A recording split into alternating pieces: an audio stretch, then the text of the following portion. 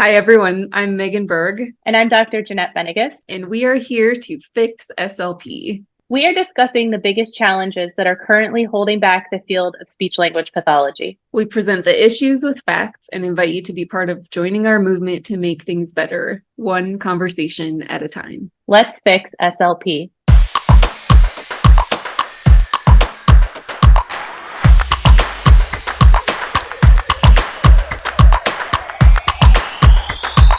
Hey, everybody, welcome back. We hope you had a great Thanksgiving if you celebrate that. We are off schedule and off topic, but we just decided today to do a fun Q&A. We have new folks consistently joining us. Sometimes they have time to look back at our 100 posts, and sometimes they don't. So we just thought we'd give everybody an opportunity to ask questions, and we'd fill in some blanks if you've missed something, or it'll be a nice reminder if you've been following very closely. Yeah. Do you just want to jump right in, Megan? Let's do it. So the first question is, I am wondering how this applies to clinical fellows. If my employer employs CFs, why wouldn't they hire SLPs without the Cs? Do new grads who don't want to supervise even need to do the CF? And this is where we just have to continue to delineate the autonomous speech pathology profession from this national association. So just because the National Association has marketed this clinical fellowship year as part of the gold standard of their gold standard of certifications does not mean that the clinical fellowship is required. Even I was thinking about this the other day, how they even named that, using the word fellow, which is also what they use for their highest distinguished SLPs in their association. And it's nothing like a true medical fellowship, right? It's nothing No. like that. Yeah. No. Is And that where so they got the word? I don't know. I always just assumed that it's like a part of your training, and a fellowship is extended Required. training. Yeah. But all of the states, well, most of the states, I have not taken the time to look through every single state requirement, although we do have it for you at fixslp.com under quick links. Many states have an equivalent to the CF as part of their licensure requirements. It's just not called the CF. It's typically a professional learning experience or continued education experience. Every state has a different name for it. And a But different license. A lot of them, they'll call it a limited license, mm-hmm, and then you move on to your full license. mm-hmm. Yes, yes. Sorry, but I lost my train of thought. sorry. Oh, but the requirements are very similar or more difficult. So in Ohio, you have to have more face-to-face hours than you do for the CF. So, there's specific things in every state that you need to do. So how this applies to CF, this is what I've been telling people who are CFs, who are new grads, because we have gotten that question too. Should I even bother getting the CCC? And my response continues to be what we say. It's a place of privilege right now to let your CCC go. We are set up in a system where many people do still need to have it. And so we should be preparing students to get the CCC so they have that option. This is a conversation for a different day because, of course, one of the goals of this movement is choice, right? And so we'd like people to have choice. But where we stand today, you really should prepare yourself for that. So what I've been saying is go through the process. If you're still a student, you're going to graduate from an accredited program or a candidacy program, which is, even if they weren't to get accreditation, it would not affect you. So you're going to graduate from an accredited program and then do your CF with someone who has the CCC, and then take the praxis if you have to do it first in your state.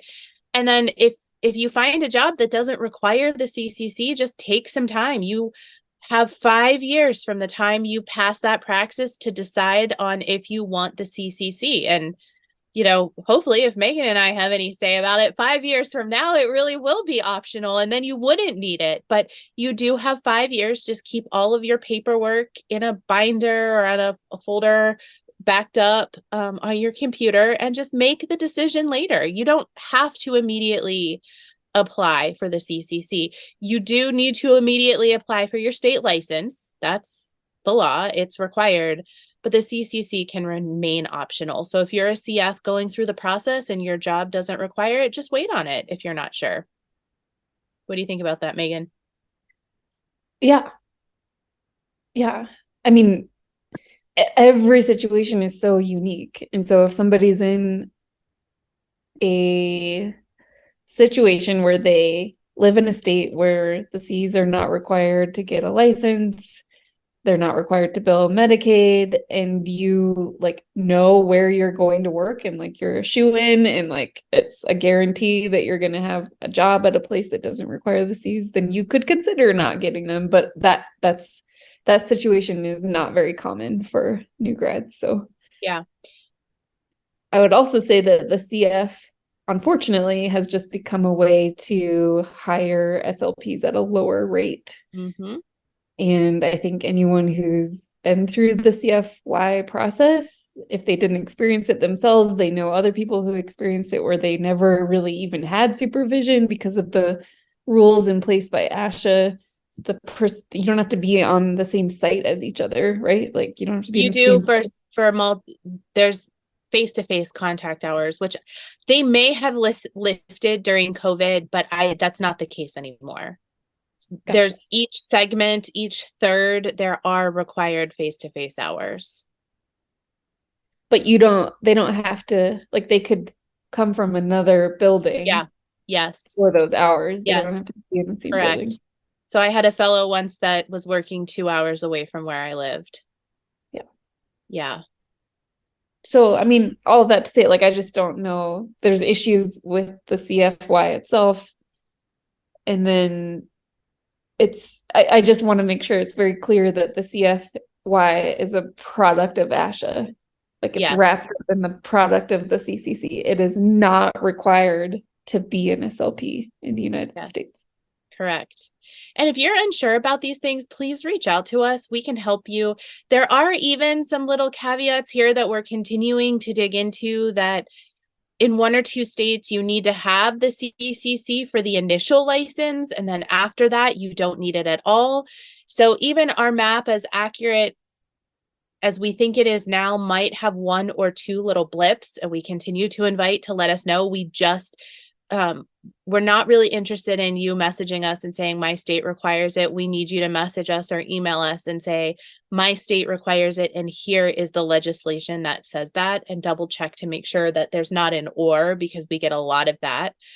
And to clarify, the or means that it'll state the ASHA CCC is required, comma, or, and then it'll list basically all the requirements of the C. So that or is a very important word, because it means you can have the CCC or you can have the other list of things that they're requiring. Yeah, or it might not even list the things. It might say or equivalent from a whatever. So we're willing to take a look at that for you and talk through it. We have a nice little tile up somewhere too of questions. I think there's 4 questions you can ask yourself for that process. So all of that to say, if you are a CF or a new grad or a student moving towards that and you're not sure what to do your own research, check out all of our resources. We do also at fixslp.com have a blog that says things we've got wrong. So we don't ever delete or change posts. We just are adding to that list as we go. So please, do your research, reach out to us. But yes, the CF is connected to the CCC, which is a product that you purchase, and it is in no way required. Yeah.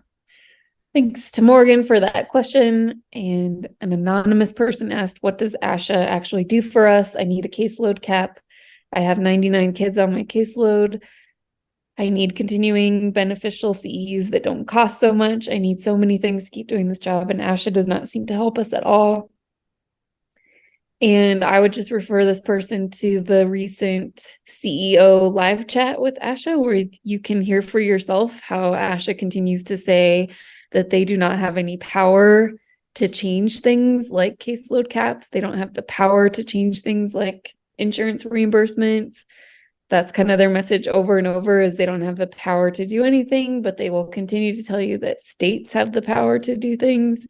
And so caseload caps could be put into your state legislation. It just takes somebody proposing that rule and getting it through the political government process. And you can probably get some help with that with your state association. And you can also connect with other people in our Pumble community, which you can link up to on our website if you go to quick links, and you can connect with other local SLPs who want to change things in your state. So you could go into Pumble, find your state's channel and say, hey, I have 99 kids on my caseload. How many do you guys have? And then you can all start talking about how to introduce legislation. It's just a matter of finding the right people and knowing the right channels to go through to get something like that passed. But ASHA, basically what ASHA does is they kind of do some lobbying. Like, again, with the ASHA CEO live chat, they talk a lot about what they do for SLPs. So that would be a place to find out whether it's relevant to you. I don't really know.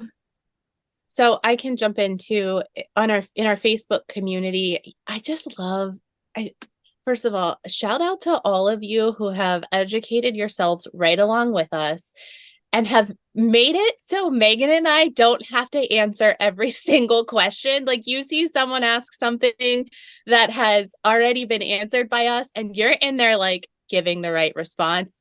Thank you, because this is a big job. So on Facebook, somebody asked something similar. It was under one of our podcast tiles, and it's just an evolving conversation. I don't even think how it got here was related to the initial question, but someone was tagged who must have been a part of the CAA, the accreditation arm of ASHA. And because she said, I've been out of accreditation for a while, and I don't know. She looks like she's she's a former professor. She's probably retired. And she says a lot of things that we hear people saying, but she ends with, maintaining ASHA membership and certification opens a world of access to information via journals and clinical publications. These resources are not available to non-members. The value of the CCCs is access to the scientific and professional information for lifelong learning as a professional. And that is not a certification. That is a membership benefit. Yeah. So that's what, I mean, she's obviously not the voice of ASHA. Right. And like I just said, Megan, so underneath, one of our followers was like, it is interesting that membership and certification are conflated. Are you sure what the distinction is? I mean, that was not even from us. Like, I was like, yes, preach. So they go, I mean, this conversation continues on, and listen, we want these very respectful conversations, and, you know, it was a great discussion, and I have nothing bad to say about it, but, and obviously that responder was not the voice of ASHA, but it is very reflective of what we've heard ASHA say to this point. And whether it's membership or certification, whatever, because they're all intertwined, I'm sorry, $225 for access to journal articles that I can get in other ways is not a benefit to me. So yeah, we beat on this drum a lot, but yeah, so that was someone who previously worked in accreditation, it looks like. Yeah, and I'll also say, like, ASHA does good things. Like, I am not here to burn it down, tear it down, or anything. And I'm not anti-ASHA. I'm just saying that SLPs deserve the choice so that they can look at a national association like that. They can see transparently and clearly what ASHA stands for, what they're working on, and they can say, yes, this association aligns with my needs as an SLP in my career, and I would like to give them money. Or they can say, you know, what they're doing doesn't really align with what I need. And so I'm going to choose a different organization to give money to or be a part of. And that's all we're saying. So like, if this person who asked this question doesn't feel like ASHA is doing anything for them, they should have the choice to not pay them. That's all we're saying. That's all we're saying. This isn't an anti-ASHA movement. ASHA should remain. Yeah. ASHA should remain to, you know, embody who we are, define our scope of practice, advocate for things that we all need to benefit from. It's this membership certification piece that we have really been speaking of. And I'll just compare it to APTA and AOTA. Physical therapists and occupational therapists are not sold a full scope certification from their membership association. And this, if you've been listening and reading with us from the beginning, this will be repetitive, but maybe you haven't been. That comment that I read, this is where it started. The first comment says, I'm going to cut out the beginning. She's just, okay. I will always be a staunch advocate of the CCC. I worked way back in the day before it was required, and we have 12-hour wonders, people with 4 courses who hung a shingle as an SLP and did not help people. It set a standard 50 years ago, and we cannot go back. Yes. Yes. That's what ASHA did for us. Yes. Yeah. We needed that. And we are thankful that this happened, right? That we are thankful for where we started. And that's what I told this person. I said, you shouldn't let your CCC go. You know, we all feel differently, but we needed that. We needed the CCC. We needed ASHA to form this profession. But as of 2016, when the last state licensing board was established, and now we have the interstate compact coming, which will change things even more, it's now redundant, and we don't need it to be that for us anymore. And I said, it was absolutely needed during the times you mentioned, but it isn't anymore. ASHA themselves says the CCC is optional, even though in many cases we all know it isn't. We believe everyone should have a choice. You should keep the CCC because it means something different to you than it does to me, and that's okay. We just hope others who feel differently could make the choice without fear. Yeah. Yeah. I mean, yeah. I don't know if we want to go down this other rabbit hole, but like I think you and I differ on this, where I'm like a free market economist, and I'm like, if somebody wants to call themselves a speech therapist and they're going to help people and people find value in that, like consumers kind of get to call the shots, like as far as who they hire and all of that. Like, I understand there should be some regulation, but at the same time, like what's happened is like the regulation has gone from protecting SLPs and maybe protecting consumers to like trapping SLPs and not protecting consumers at all. So that's a shift that's happened in the last 50 years.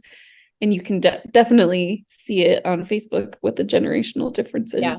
And you're seeing it right here, you guys. Megan and I do disagree on just about everything, but I love her for that opinion. Mine is slightly different. I do think we need protection as a profession, just like we wouldn't let a teacher walk into a classroom and teach. You know, there does need to be some licensure standards, but from state to state, it doesn't have to be, you know, exactly the same everywhere. But yeah, for the most part, where was I going with this? Yeah, for the most part, we do agree on some things. I'm going to mute myself because I have a child coming down if you want to keep talking, Megan. Okay.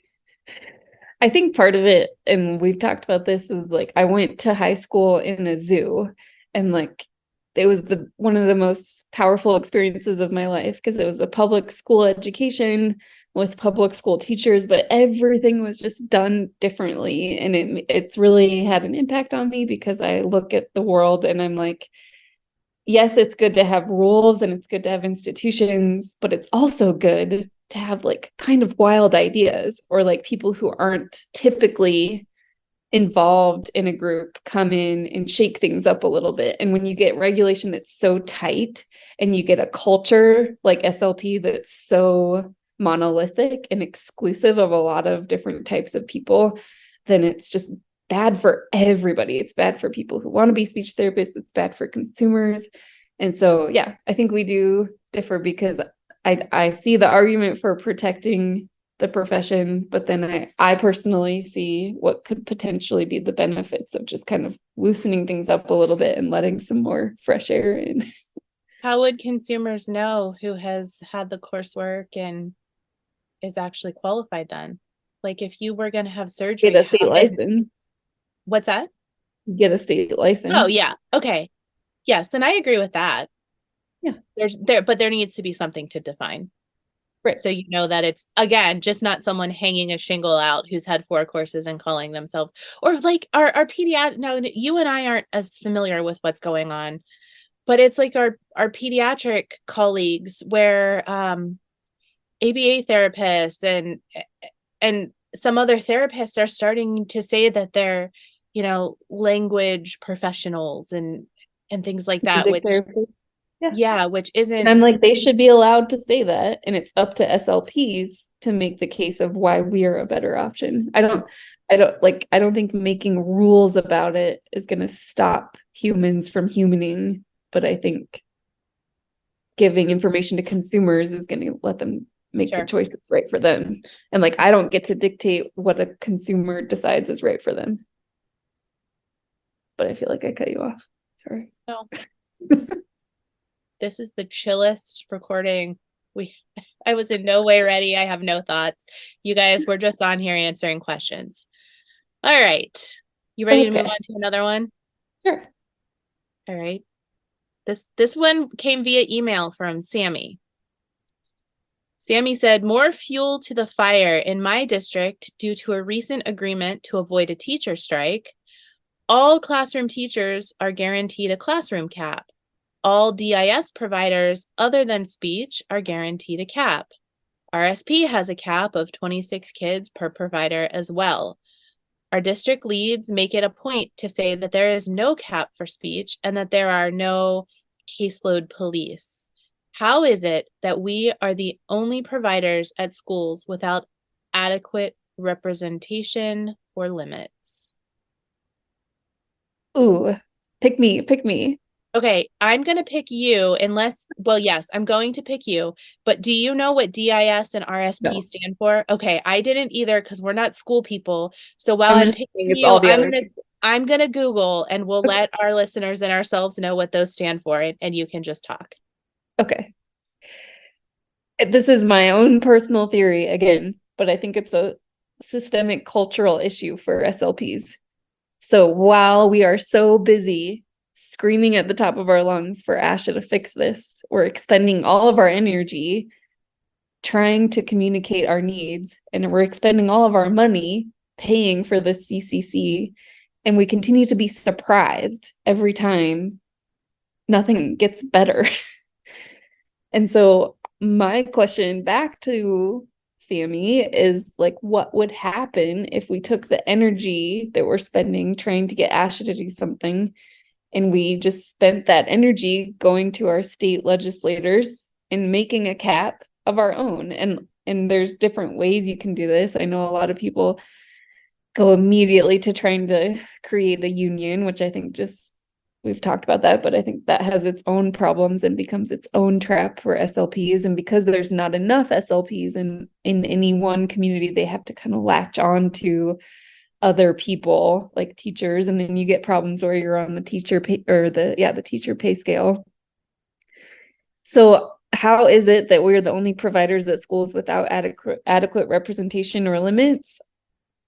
At the risk of sounding like I'm blaming this on SLPs, I would say it's because we're not speaking up and we're waiting for somebody like ASHA or waiting for a union rep or somebody else externally to come fix it for us. I have to say it. We're waiting for Big Daddy ASHA to come save us. Big Daddy ASHA. We're about to go see. I'm about to go take my Girl Scout troop to see Wish, which is the new Disney movie, and I'm really hoping it's not one of those ones where the princesses get saved. Because, I love those old school movies from my childhood, but I like my daughter watching the things where they save themselves. I just do. Yeah, SLP as a field has a little bit of the case of the Disney complex, Disney princess complex. Except Big Daddy ASHA is not as cute as Aladdin. Okay. He's just not. Or Prince Eric. Not. I just got back from Disney, you guys. Some of them, they were cute. Okay. Okay. RIS. Or I'm sorry, DIS. DIS is Designated Instruction and Services. So Sammy said all designated instruction and service providers other than speech have a cap, and RSP is Resource Specialist Program. So the Resource Specialist Program has a cap as well. And that's what those stand for. Yeah.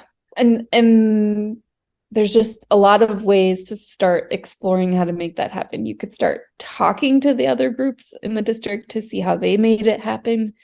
You could try to get in the room in those conversations when they're happening. Is this something that the school board is making a decision about? Is there a key member at the administrative level that's making this decision? Are they aware? Like, the more that you can gather facts and data, so getting all the SLPs in your district together and starting to track different information. I don't know exactly what that would look like, but some sort of measurement of workload related to your caseload, and presenting that and how unsustainable it is, looking at rates of turnover, how much it costs to hire new people, like all of those kinds of hard facts and data is going to be what's going to help you make the case for why a cap is important. Because just going to somebody and saying we're overworked, they're like, oh, great, like you and everybody else, like, unless you have actual facts that can back things up, I don't think anything's going to change. And that would be the case whether you go through the legislation, the school board, the administrators, whatever, like whatever channel you're able to use, you need data. Mm-hmm. And I'm just going to tie this one in because later down this page, we have the question, Deanne asked, how do school SLPs get off the teacher pay scale?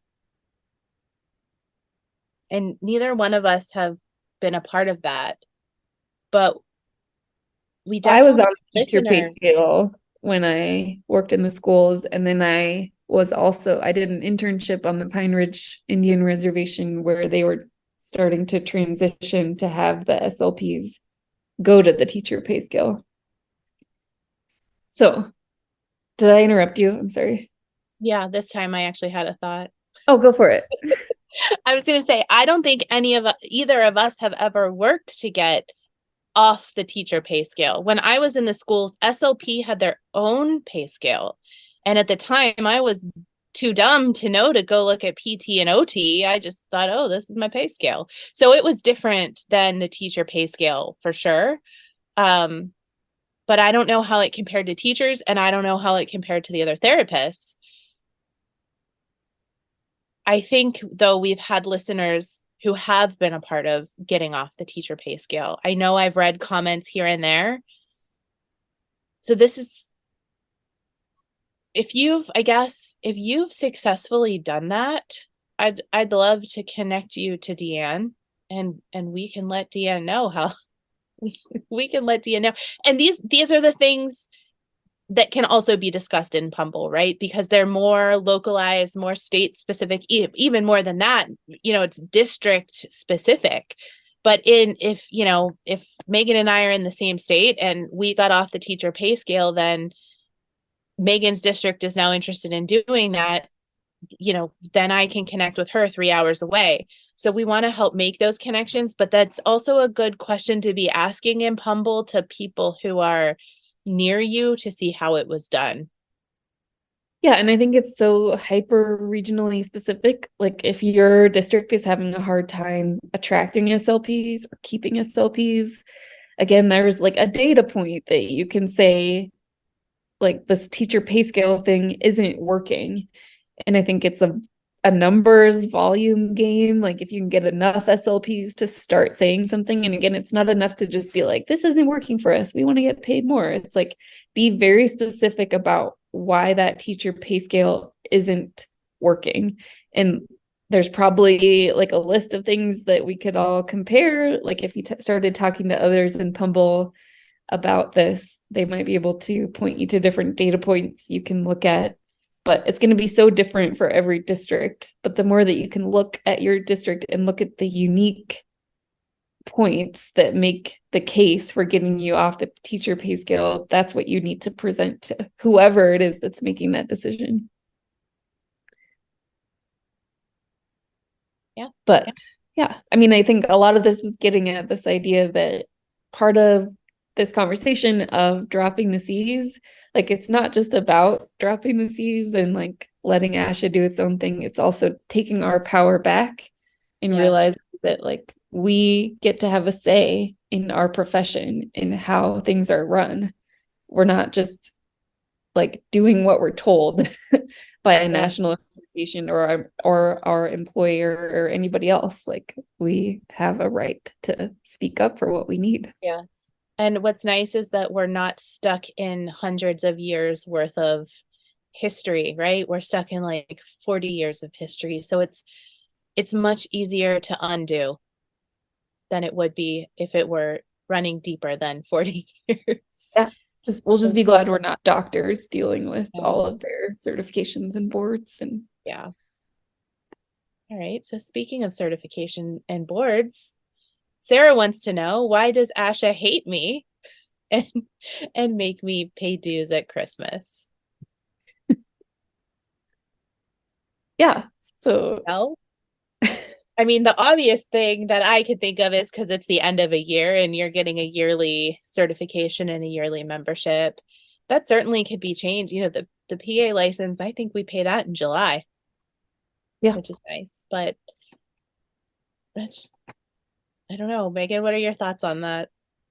Also, is there ever a good time of the year to be paying $225 to renew the information that you did indeed go to grad school and pass the praxis and complete 9 months of supervised work? Like there's never a good time to continue to repay.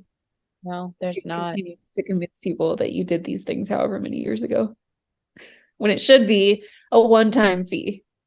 Yep. Yeah. And also some listeners out there might be saying Sarah wasn't paying attention because they started sending the emails months ago that the dues, and don't forget they were giving those $225, like what was it, a gift card or a reimbursement, or they were giving something too. They were going to have a drawing if you paid before whatever day. I feel like your odds are better in the lottery. I know. You, out of 163,000 people, however many do that, you could be drawn one of two for $225 worth of something. So, yes, some people would say you don't have to pay at Christmas. You can pay any time of year. ASHA will take your money on February 14th and apply it to the following year. You also have until January 31st to pay, right? Yes. Yeah. Is there a late fee if between January 1st and January 31st, is there a late fee? I don't know. I want to say no, but I don't know. I do know this, and this is a good time to bring it up. When I dug in, there's still a lot of misinformation flying around on social about if I let my C's go and I want to reinstate them, what do I have to do? I personally called ASHA and had this conversation, dug into their website, double checked all of this. They will give you 1 year.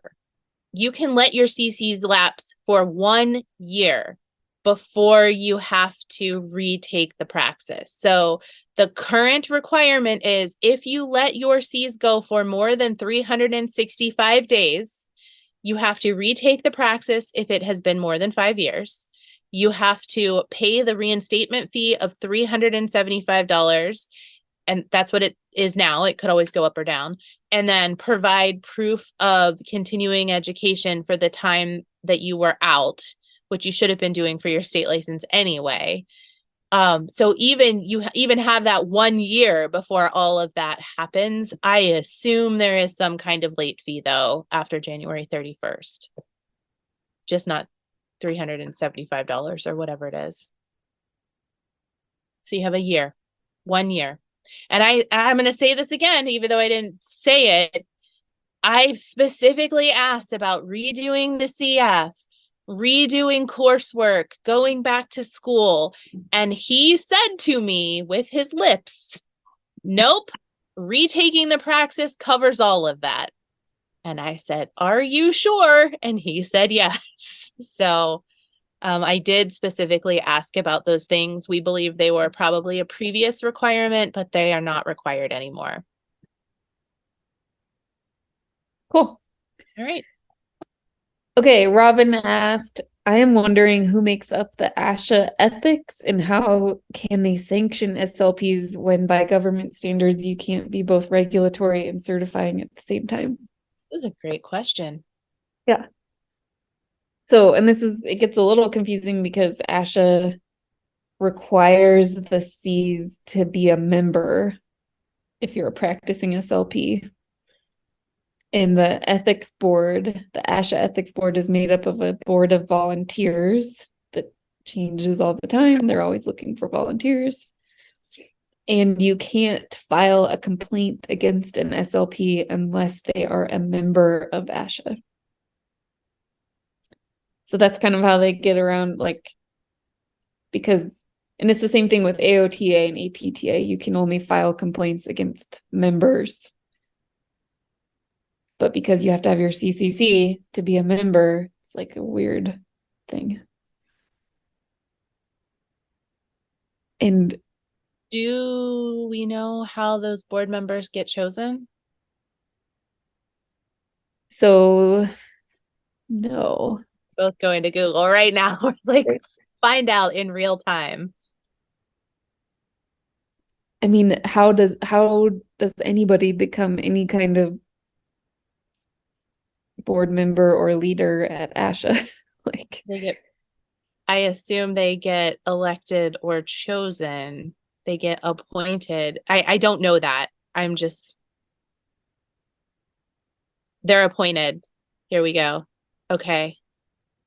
The Board of Ethics has 17 ASHA certified members, including the chair and vice chair. The board meets in person 3 times a year. Or is this the Board of Ethics? Okay.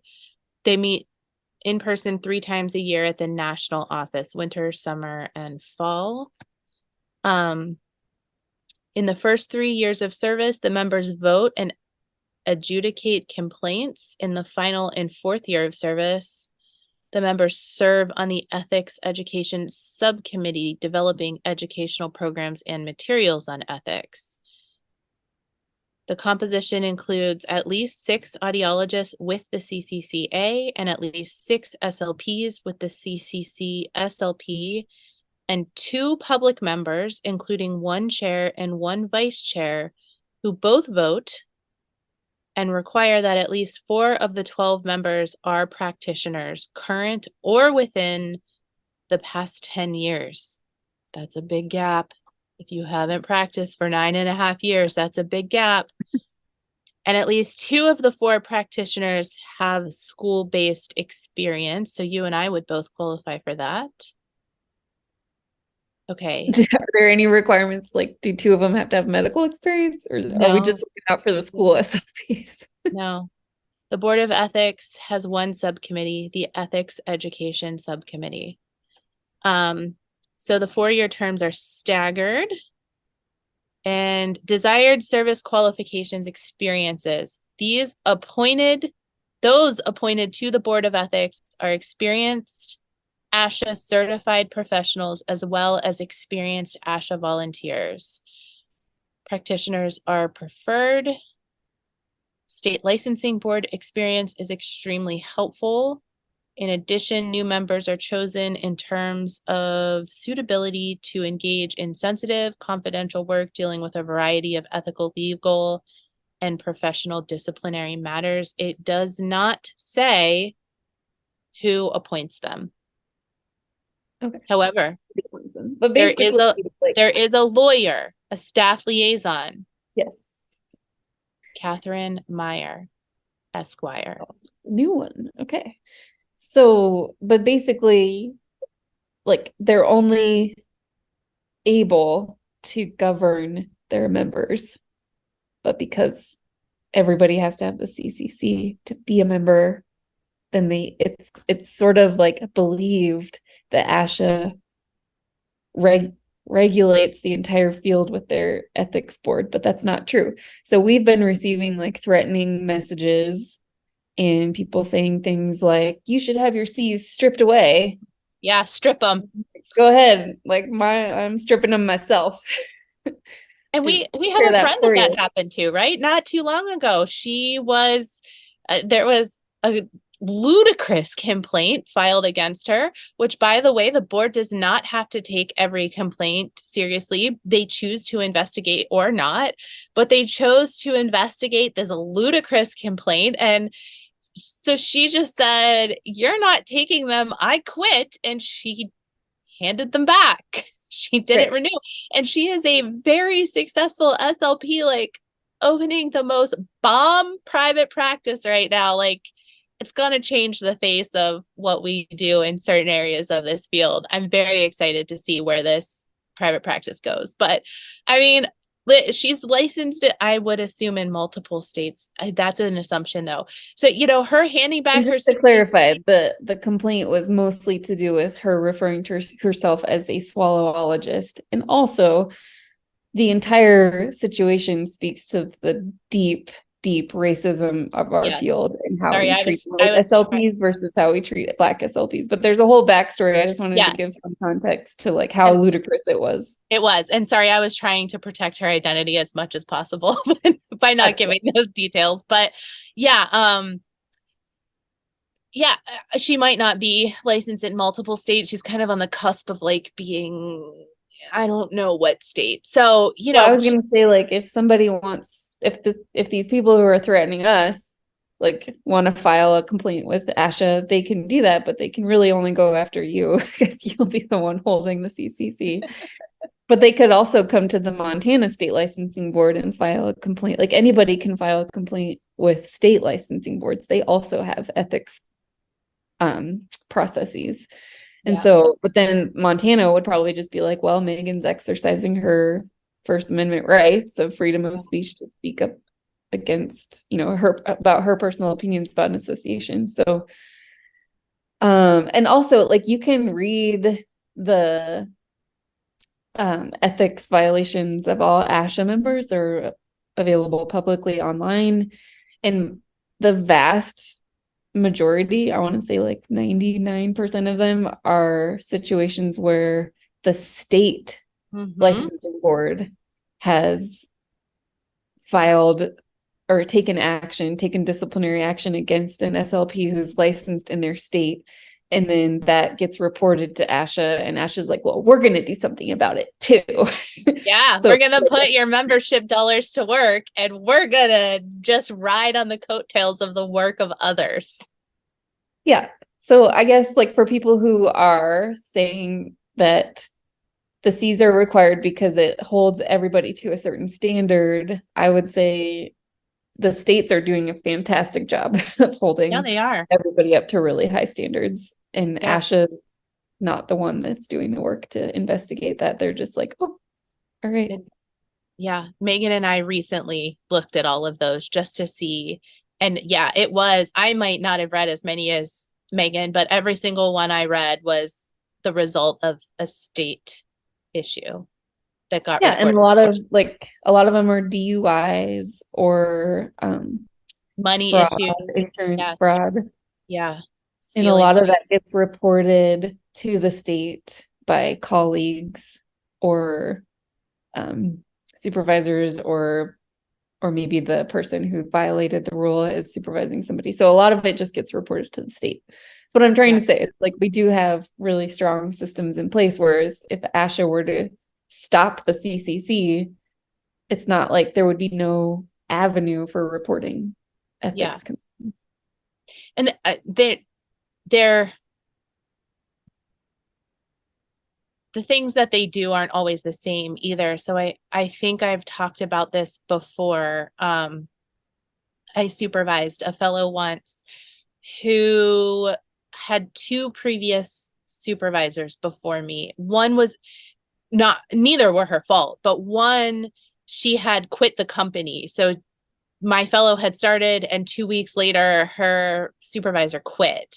So then they assigned her a new one, and her new one thought like she was committing fraud when in fact she wasn't. And the company did this whole like investigation.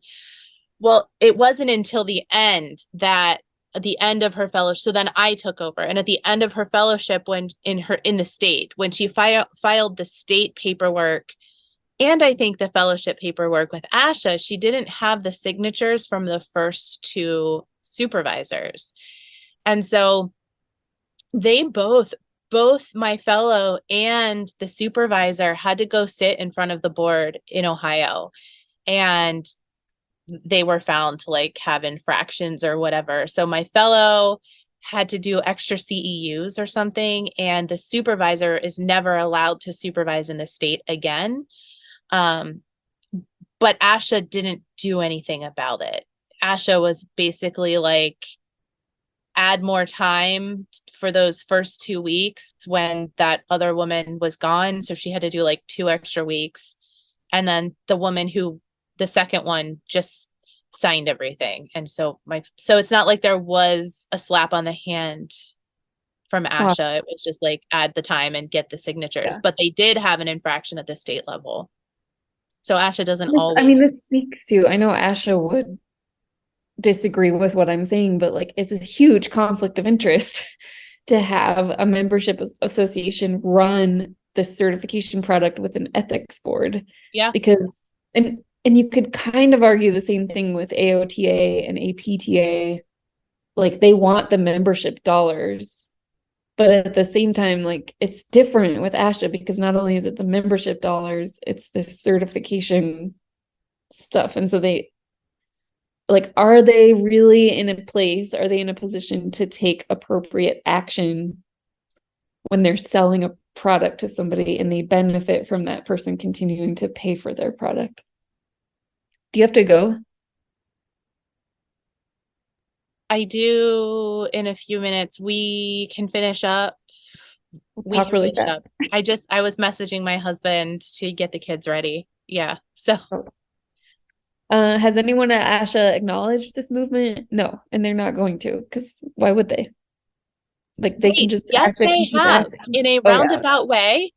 We were absolutely mentioned on the CEO live chat where it was social media. Yeah, it was. There's been a lot of chatter on social media lately. That was us. Hi there. It's me. Hi, we're the problem. Yes, that was us. That was acknowledged by the president. And then there was a board member early on who reached out, who was following what we were doing and provided some information to us and was actively communicating with us, and then decided that wasn't in her best interest anymore. And that's fine. We respect that. But yeah, the board, someone from the board has acknowledged us, and the president acknowledged us in a roundabout way. Have they done anything? No. No, they have not. But yes, they know that we are here.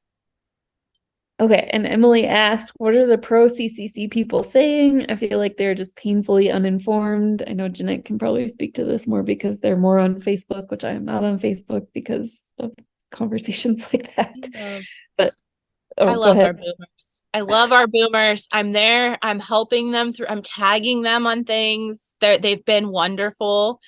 They don't all understand or agree with what we're doing.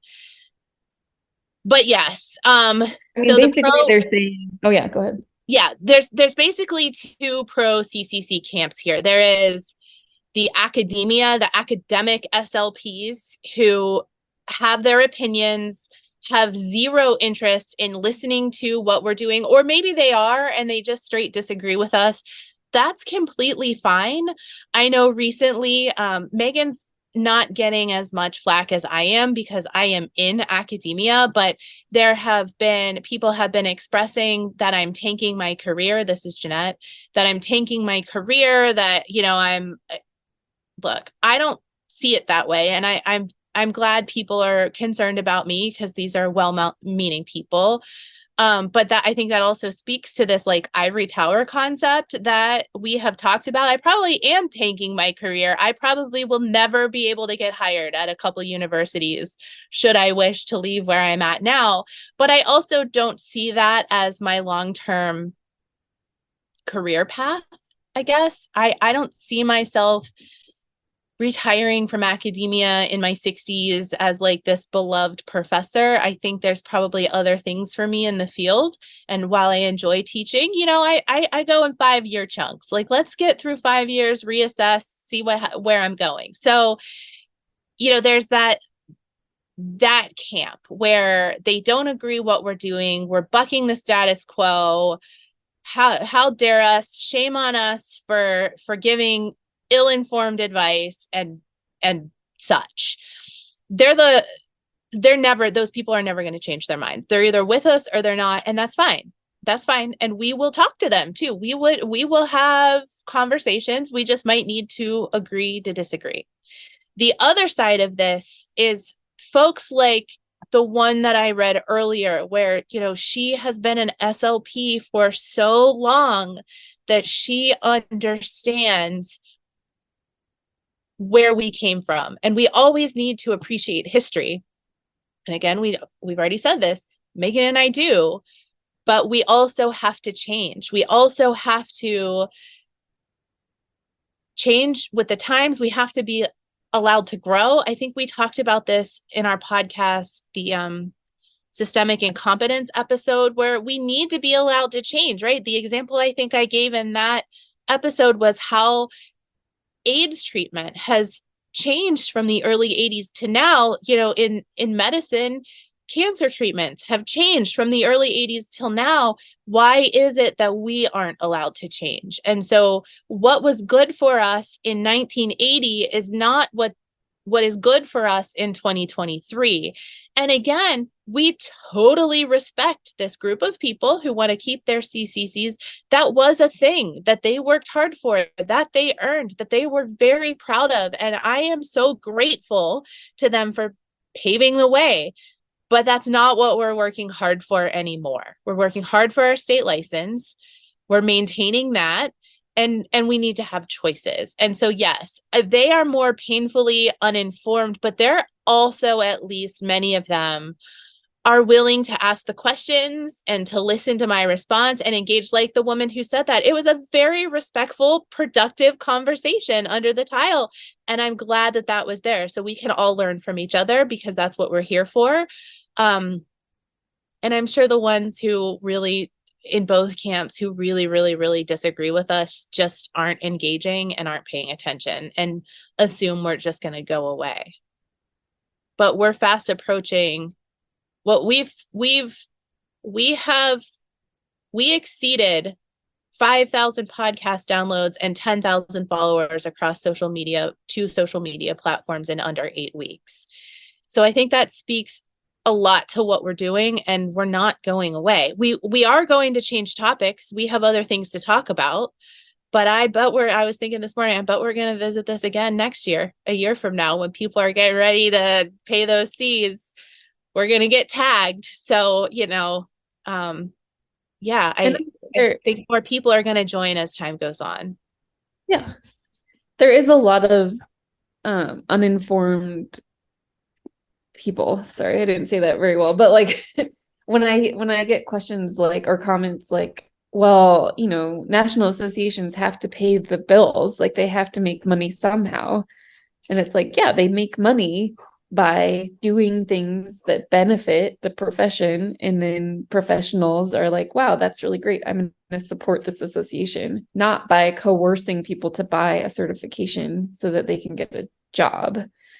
And I would also say there's a cultural difference here, I think, and you can see the divide where a lot of SLPs have their identity in their occupation. And having an ASHA CCC is such a part of their identity that it's like we are asking them to strip away who they are. And I guess for me personally, like speech pathology is not my identity at all. I have so many other interests in life and so many other things that bring value and shape my identity. And my job is not one of those things. And I think that's just a different thing for different people.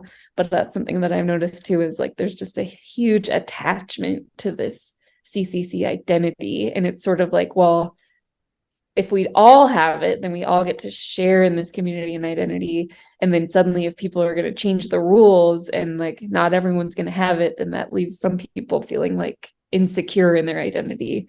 And I think when people feel insecure in their identity, they start kind of lashing out and taking sides, and it becomes a black and white issue rather than seeing that everybody has a right to make their own choice.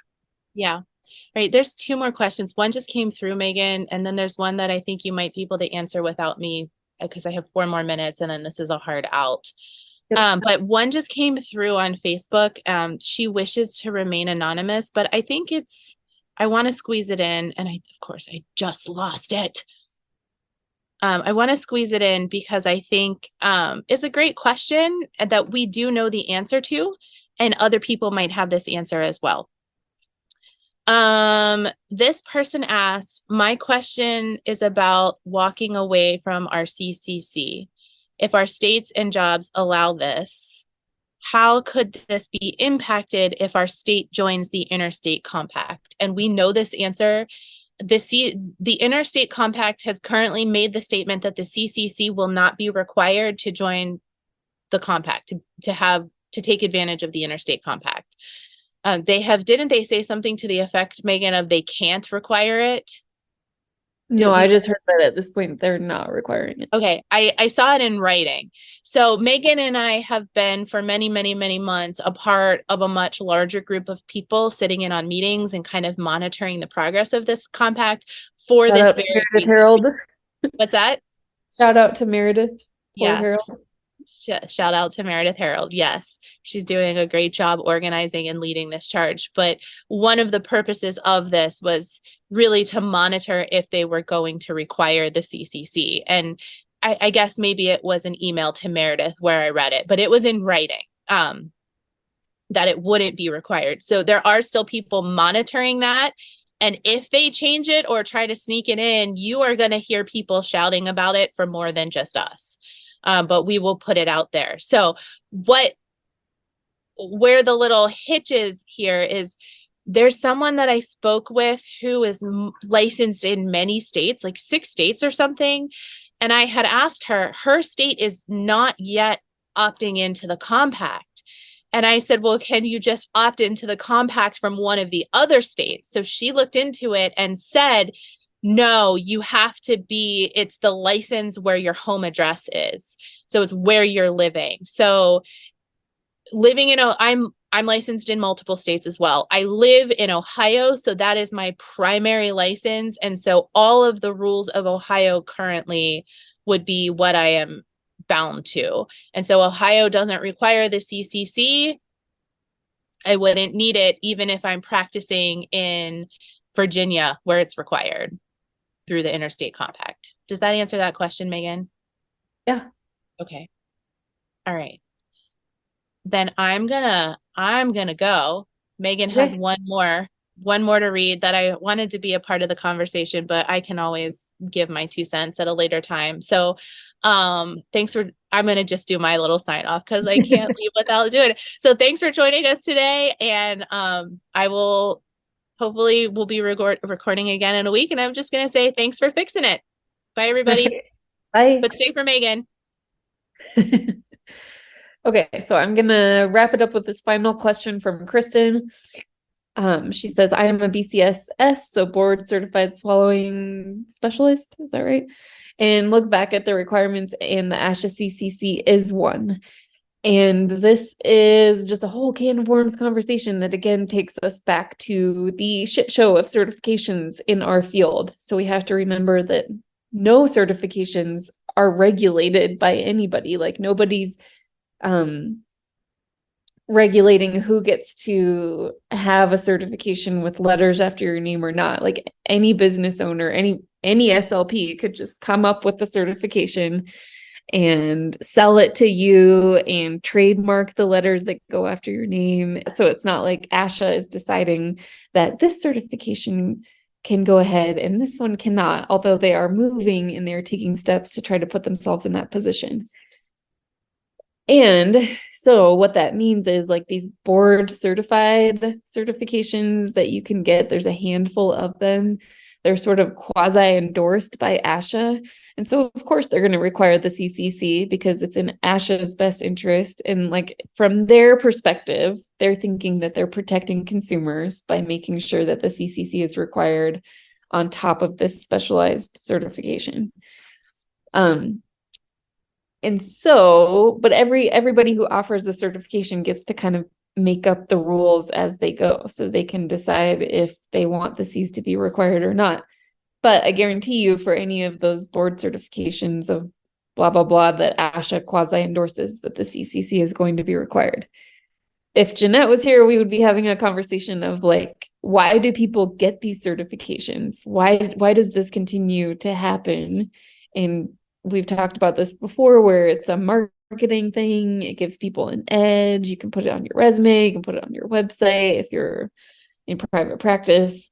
And like, I get that, but my concern and the reason that I don't have any certifications is because I think it just creates this rat race that we're all trapped in.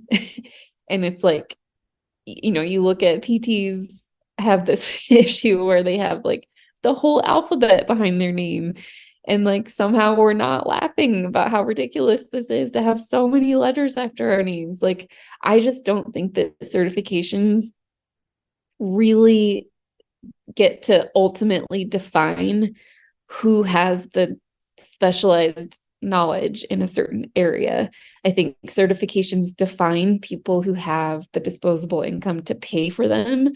They define people who have this extra time in their lives to complete, you know, the hoops that you have to jump through and whatever to get them. I mean, it's like when you look at the praxis test for speech pathology, like the questions are all over the place and it's all over the full scope of speech pathology. And like everybody's so terrified to retake it, even though you've been practicing SLP for however many years, because the test doesn't actually mean that you know what you're doing. It just means that you know how to take the test. And maybe you bought a book on like all the hacks of how to take a test, like the praxis.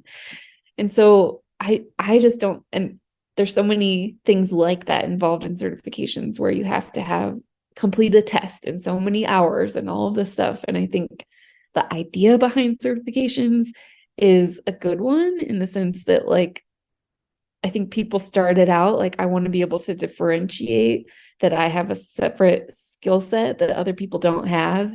And again, I would just argue there's other ways to do that than a certification on your resume. You can keep track yourself of how many thousands of hours you've had working with a certain population. You can start getting testimonials from the clients that you're working with. You can do this, you know, even if you're employed by somebody, you can get permission to keep track of, you know, what people have to say about your services. And I just think that there are other ways to market ourselves and other ways to build our resumes where you can list all of the classes that you've taken, all of the ways that you've invested. Have you hired a mentor to help you learn something? Like certifications, yes, they're a quick way. They're clean and simple. They come with those letters after your name and it's so nice. But again, like it just puts all of us in a position where it's like, okay, I need to get my state license and then I need to get my CCC and then I need to get XYZ certification, but now I need ABC certification and JFK certification. And it's like, when does it end? I'm not sure that it ever really ends. And so then we create a system where we're just paying so much money, renewing these stupid things just so we can look like we know what we're doing. And we've lost sight of actually knowing what we're doing and actually being passionate and actually finding innovative ways to learn. And also, when you think about certifications, what happens is somebody is marketing and packaging a bunch of information, right? And anytime you have somebody feeding SLPs information, ultimately what you're doing is you're restricting the number of people that are involved in defining that information. And so innovation goes down, diversity goes down, because you have kind of this bottleneck where, in order to be perceived as, proficient or an expert in something, you have to get the certification, and that certification is only presenting a certain amount of information to people. And so that's how we lose out on innovation in our field, is because we think we have to know this specific information, and then it kind of drains the field of the need and even the invitation to think differently and to think outside of the boxes of these certifications and the information that they gatekeep from everybody. So that is my soapbox for the day. Kristen, I don't know if that answered your question, but basically, again, because ASHA quasi endorses that certification and a handful of others, they are going to require their certification for it. So I will stop talking. Thank you guys for tuning into this Q&A episode. If you liked it, please let us know. Send us more questions. We'll do another episode. You can find us at fix.slp on Instagram, or fixslp.com. You can email us at team@fixslp.com, and we would love to hear from you anytime. And thanks for being here, and thanks for fixing it. Bye, everybody.